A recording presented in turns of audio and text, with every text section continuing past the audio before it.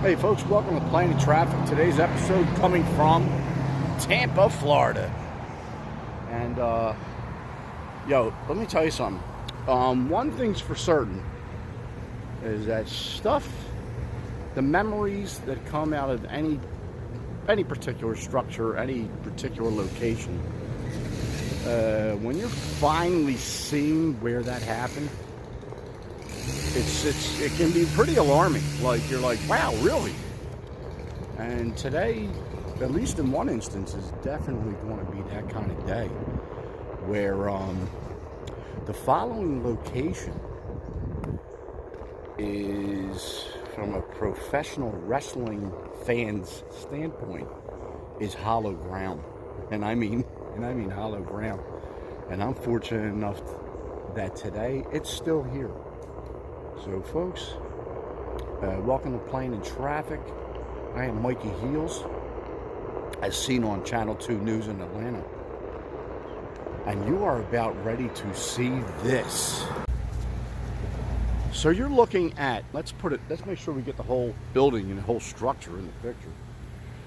So you're looking at right here, this is 106 West Albany in Tampa, Florida. And also known as the Tampa Sportatorium. Folks, in 1961 was the beginning of just a tremendous time to be a wrestling fan, because this, folks, right here was basically the TV broadcast location of Championship Wrestling from Florida, right? So CWF. And CWF, for any wrestling fan going back, and me in particular going back, for me it was mid to late 70s. This is like a Graceland area, Graceland location for a Graceland location for professional wrestling. So yeah, the promotion here in 1961.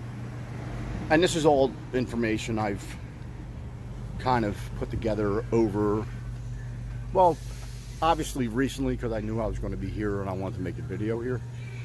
But even more so over decades of just learning and understanding what was going on here. It's the intersection of Kennedy and Albany right over here. And Eddie Graham, we're going to show a picture, and this is one of them. People reenact photos of all kinds of historical items all over the world. This will be one right here, because right about this location, Eddie Graham stood, and there's just an absolute iconic photo of him. And that small window over my right shoulder was probably the ticket office.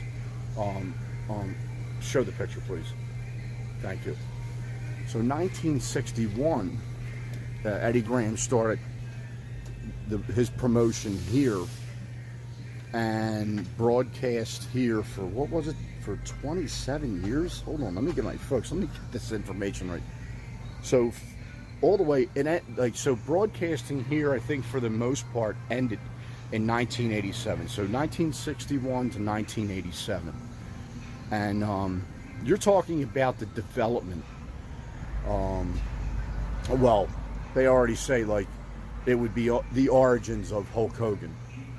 But more importantly in my life, it was the development of the one and only Dusty Rhodes. Picture, please. Thank you. So Dusty this was his, like, it's unbelievable to think that this area saw some of my favorite all-time professional wrestlers just in this building. Ready for this? You're in Tampa, Florida, where I'm going to say 11 3/4 months out of the year is pretty hot and humid. I know I'm off a little bit there, but I'm just saying, like, it's hot. Like right now, it's hot, it's humid. This building had no air conditioning ever. So yeah, so the promotion, CWF, starting in 1961, this building, to my understanding, is, I think, close to 100 years old. So there was a lot of stuff going on in here to begin with. I think capacity, and folks, again, please get in the comments and correct me, because all this stuff is internet, Google search. Capacity was 100 people. I also have seen 50. I've seen 50, and they did a weekly TV show here that taped on Wednesday or Thursday every week and aired on Sundays. And get ready for drum roll, and the picture and the legend being mentioned right now, the one and only, the golden voice of professional wrestling. No, not Vince McMahon. Yes, the one and only Gordon SOLIE. Yo, all of us, all wrestling fans all together go, whew. All of these icons of pro wrestling, all right here in this small building, broadcasting incredible moments in professional wrestling. And that happened for a quarter of a century. My favorite angle to have read about and seen pieces of, I'm going to really do a deep dive into it and see as much of it as I can, would be the Kevin Sullivan Devil gimmick. I mean, first off, his crew, I love Mark Lewin, who was Purple Haze. I know Jake Roberts did great work with that.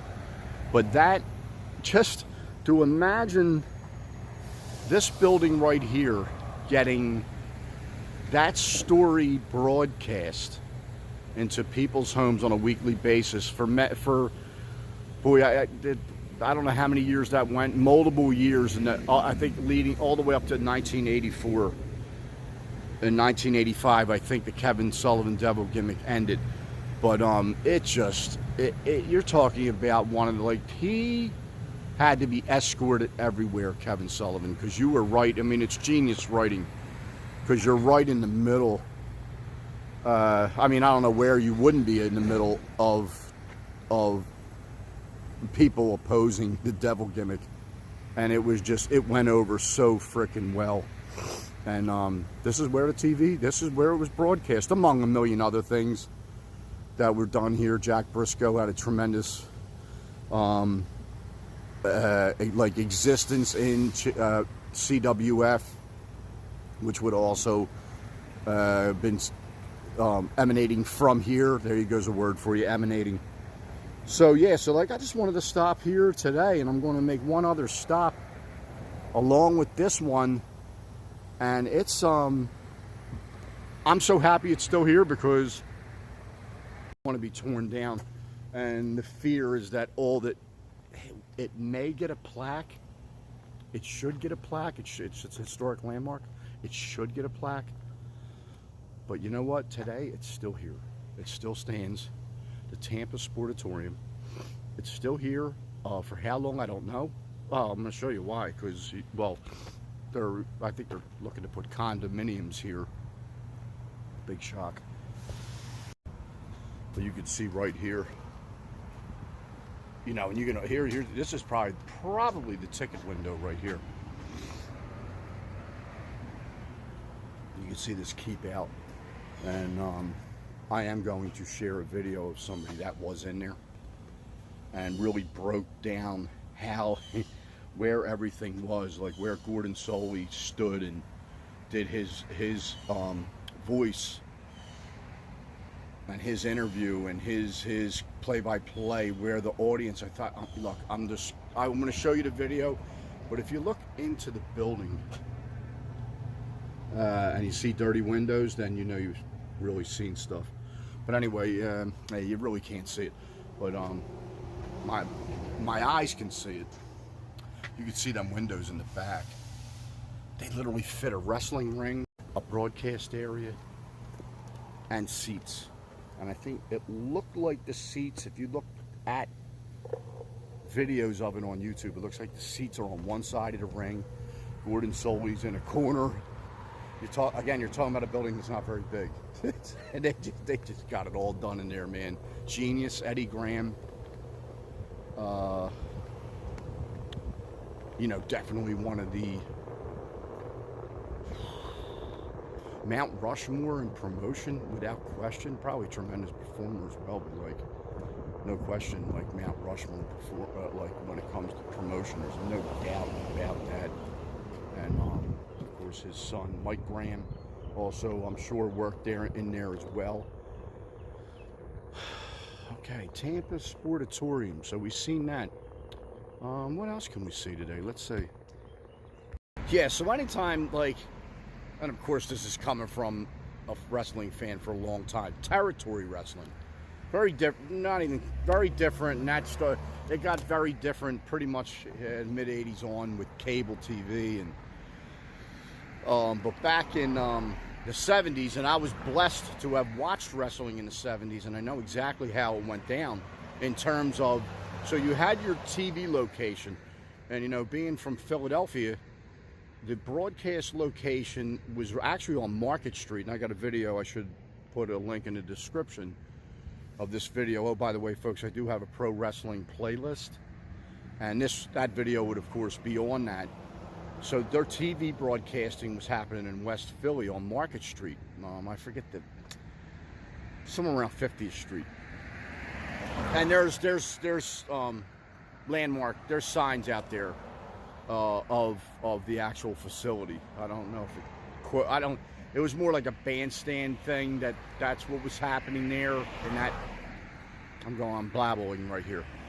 But I don't know if that, so that's what's out there, the note that TV broadcast, WWF, was broadcasting from West Philadelphia, okay? But their main shows were happening at the Philadelphia Spectrum.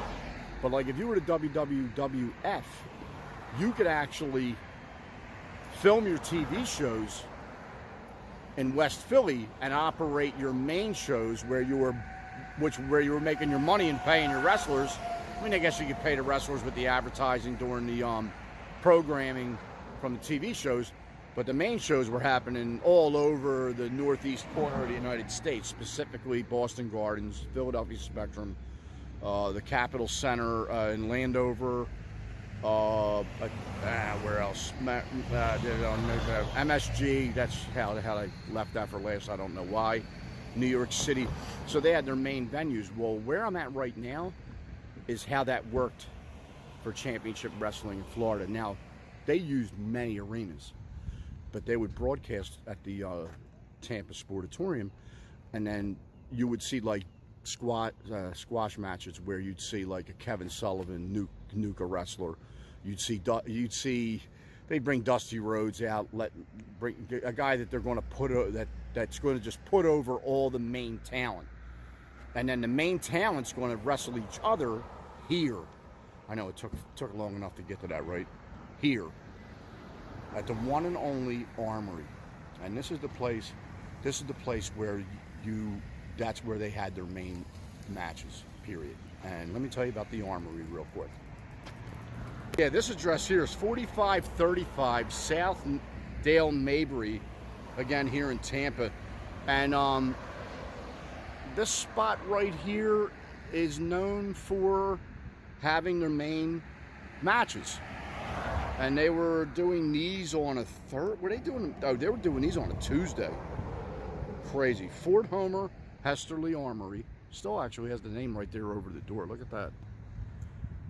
It's now, I'll show you the sign. And there's a landmark, and there's a marker. So we'll go see that too. There's your parking lot right next door.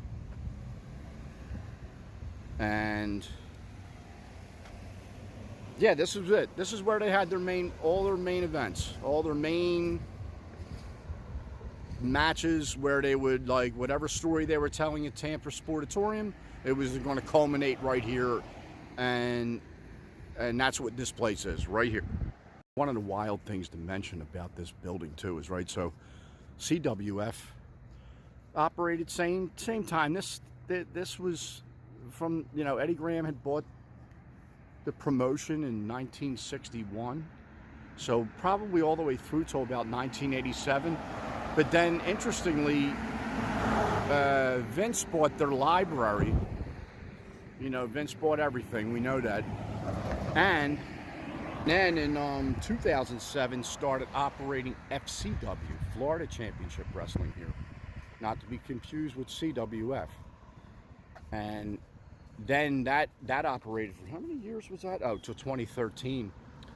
Until NXT took over for, the developmental FCW, where you saw talent like Charlotte Flair, Seth Rollins, Big E, who, by the way, I think is from Tampa. I have to mention that. And at that point, now they're just doing. It was a developmental area, so they would film, and then NXT then took over for FCW, but they moved that to a different part of the state. So yeah, this building, a ton of pro wrestling history, and let's go see that marker over there, because I think it's going to tell us a whole lot more than what I just said. Marker right here, look at this. Oh, let's get this in there, and let's get the old picture cooking. Yeah, and let's get it done before this thing starts deciding to send water down our way. But look at this, Benjamin Field. So here's all the info, and more info that I wasn't even aware of. You can read that. 1896 is when the land itself was gifted to the city of West Atlanta. But the interesting thing is, during the 20s, the boxing arena was constructed and matches were held for several years. Okay, 41, the wooden oval was replaced by a large concrete facility named Fort Homer Hesterly for the commanding officer of the 116th Field Artillery. For 5 decades, here we go. For 5 decades, the Army served as a central community venue hosting dances, concerts, wrestling matches, and political events. This is when it gets really crazy. So 1961, the year that Eddie Graham bought the promotion, CWF, we had MLK spoke here. Look at this. JFK spoke here 4 days before his assassination. And then look at these performers here. 3 decades. Elvis, James Brown, Johnny Cash. Wow. And it is many more. Let's see if they actually do more. Just an iconic building. And to know wrestling had a fair share of those iconic moments is obviously great to know for a pro wrestling fan. But from a music fan and just and life-changing individuals, this place is just unbelievable. No questions asked. Wow.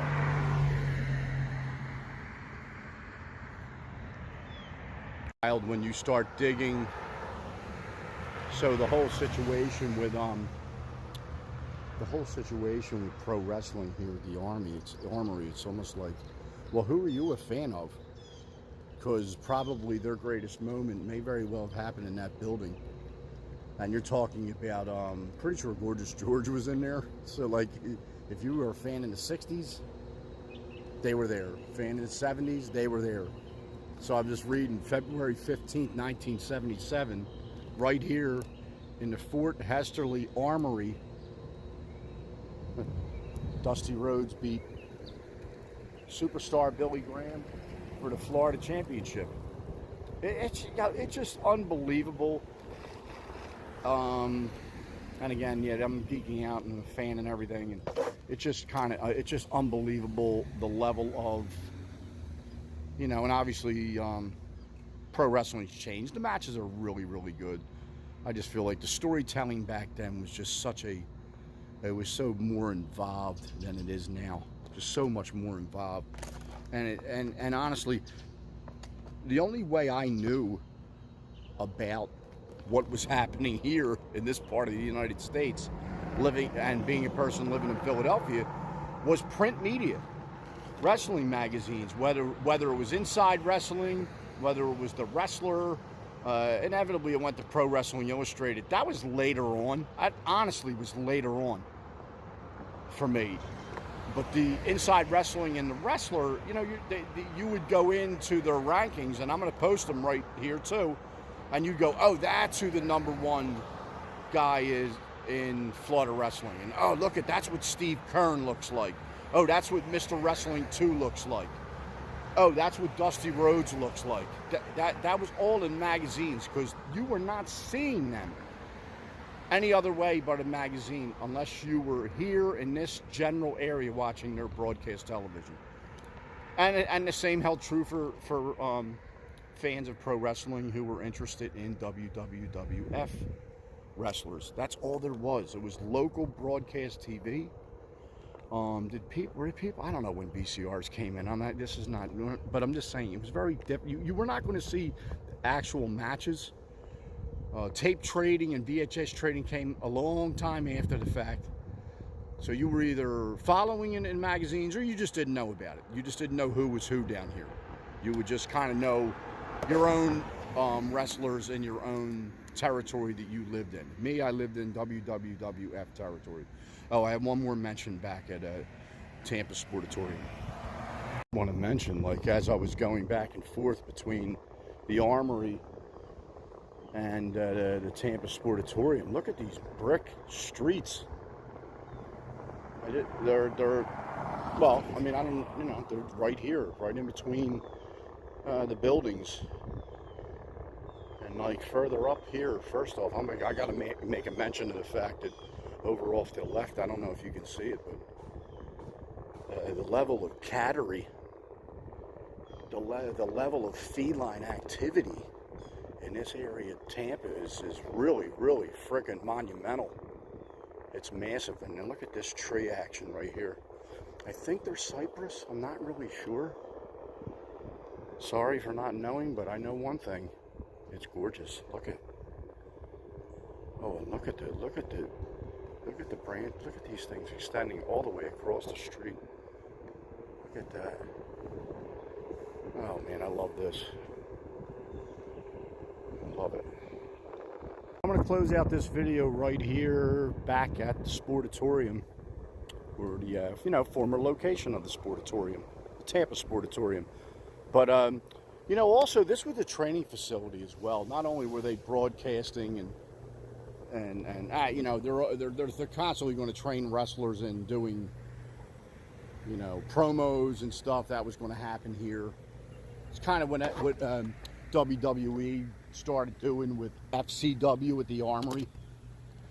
They're going to learn how to work the microphone in front of a live audience. That was happening here decades prior to, as I've said already. But training, Hiro Matsuda, post a picture, please, was training out of this facility, out of the Tampa Sportatorium. And was that where he broke Hulk Hogan's leg? I'm not really sure. I know I've heard about that story. I don't know exactly why that happened, but I did hear he did that, training him. I don't know. Did it happen in there? Because that's where Matsuda was training. And it's not fair to not name drop, along with the other names, wrestlers that have been named in this episode, is the Nature Boy. And the Nature Boy's role, is he on Mount Rushmore? There is no question about it that Ric Flair is on the Mount Rushmore of professional wrestling. There's no doubt about that. And this was another area where he really, put himself into the minds of pro wrestling fans. Right here at the Sportatorium, of course, the Armory. Gotta mention the freaking Nature Boy. Come on, when you're talking about this. Oh my God! And who else? I feel. You know what? Let me go over real quick, because I wrote a couple of these things down. Let's sit by the green machine and do this real fast. Come on, get your notes out. Oh my God. So yeah, the most important thing, so Ron Bass, who then pretty much spent a whole career of being a heel. I always liked him. I remember him in Black Bart and NWA. But he turned on Dusty Rhodes. I don't know if it was on a TV episode out of the Sportatorium. That was not June of 1983. Another one of my favorite heels of all time, the magnificent one, Don Morocco.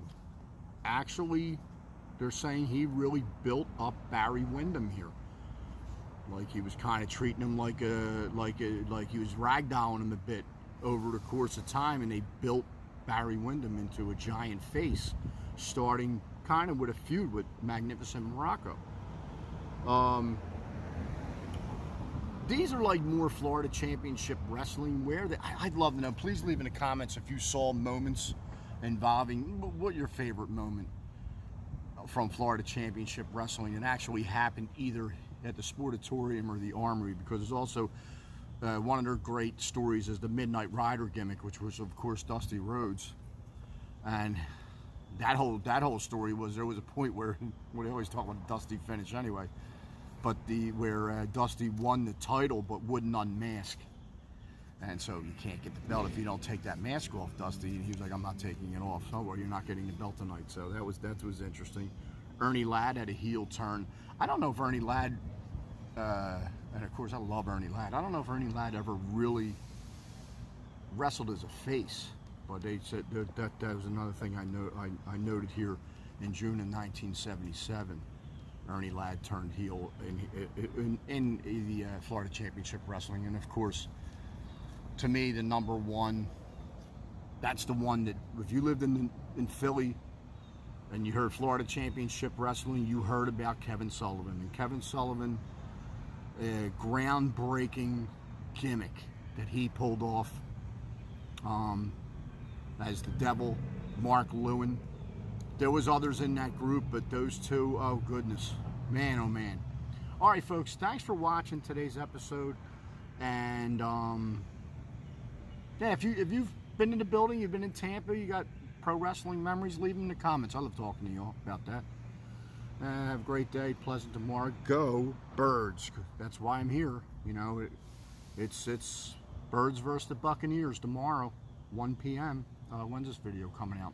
Sorry, I gotta stop saying tomorrow, because this video actually might be coming out tomorrow. But anyway, that's why we're here. So we're going to be at the stadium. Full episode of all the shenanigans tomorrow will be coming out. And I will see you next episode. See you, folks.